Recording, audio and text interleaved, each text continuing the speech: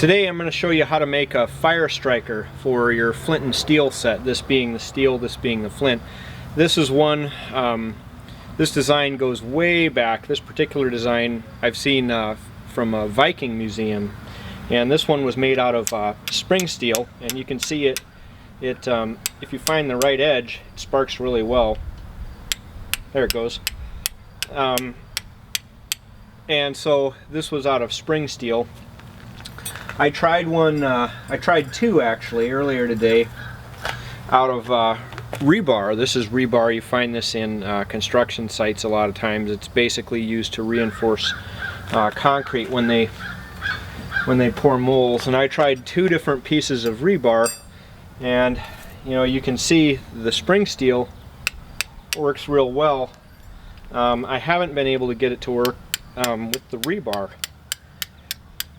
And I tried two different pieces of rebar to make it work, and I have yet to get a spark using either of those pieces of rebar.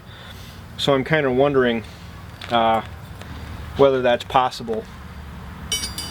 And maybe somebody in the comments can tell me if they've actually had that work successfully and maybe where they got their rebar. This is a piece of 1095. I have lots of scraps like this laying around from fiddling around with knife making, and by itself unhardened I can't make it spark unless I harden it. And so here's a piece that I made just out of hardened, and I get sparks with that, no problem.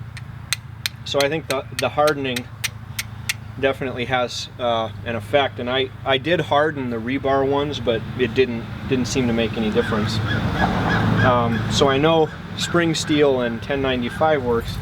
I also know that you can make it work with a file, but this is a fairly new file, and I'm not really there. See the sparks? So I know that this would make a good sparker, and you could make this same project out of a file. But I'm not going to waste my file because it's actually still got some useful life left in it. What I am going to do is just take this little scrap of 1095 and show you kind of how to pound out the basic shape. So let's get going here. I got a little airflow thing on my forge. I can turn up the flow if I need to. This forge with the coal that I have heats up stuff really, really fast. I actually have to be careful with it. So I'm just going to take our piece of 1095 and sock it in there and get it nice and hot. So I'm not going to belabor the issue and show you every single hit, but the first thing I need to do is kind of flatten this down and turn it into more of a square than a rectangle. It's a rectangle right now. I'm going to turn it into a square and stretch it out. Once I get that done, I'll show you the next part. Now that I've got it more or less squared up and about the same thickness throughout, the thing to do is to work on one end and get it pounded out real thin. And now what I want to do is I want to bend this over. It's pretty easy to do, just like that, and then curl it up if I can. You don't have to do this part, it just adds man scout points for those of you that care about that kind of stuff. You get a new forum badge or whatever. Now if you're going for your extra super top secret double secret probation man scout badge, you can take this and make a twist in the metal a full time around, but you don't have to. That's just extra fun, and then flatten things out when it's done, like that. Now what I want to do is take the other end and do the exact same thing. So hammer it out. I didn't get it hot at the end there, but hammer it out nice and flat, and then do the little twisty and the curly Q. So there we are. I've got a little curly Q and a twist in each end, and now we just have to bend the ends over to form our little fire steel so that it looks something like that. And it just bends right over.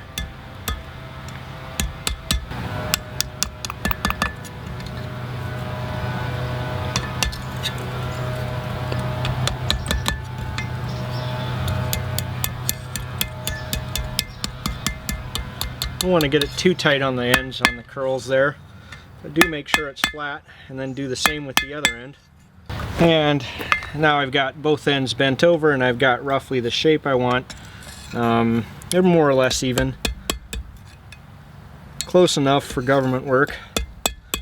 Now I'm going to heat the whole thing red hot and quench it. So here we are, red hot. I'm going to dip that side in, the downside, the part that we're going to strike with, and I'm going to get that to harden real well. And then the top parts, the handle parts, I kind of want to leave those not as hard. I want to leave those more soft so that they don't break off and stuff when I'm striking. Everybody always asks me why I use peanut oil. I don't know a great answer to that other than it's guaranteed to be 100% more peanutty. Now I'll just clean it up and we'll give it a shot.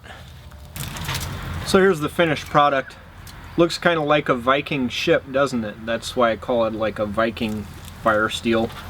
So how do you make it work? Well, you got to have a piece of hard rock. This is not necessarily flint, it's just a rock that I found in a creek. If you bang a rock against another and it forms these sharp edges like that, give it a test with your fire steel, and if you get sparks like that, then it's good enough. So if you've got one of these and some jute twine, which you can buy at a dollar store, like 500 feet of that for $1, and a little char cloth, which you can make. There are plenty of videos on YouTube on how to make this, but if you absolutely wanted one, I could put one up. I just use old jeans. And then we'll put a little char cloth on there. Here's a little of that jute twine that I've kind of undone and folded into a little nest to catch some spark. Now, if you do this, don't tell them you learned it from me, because I'm not even like Man Scout Basic certified. See, I caught the spark there. Now I'm going to blow it into a thing here.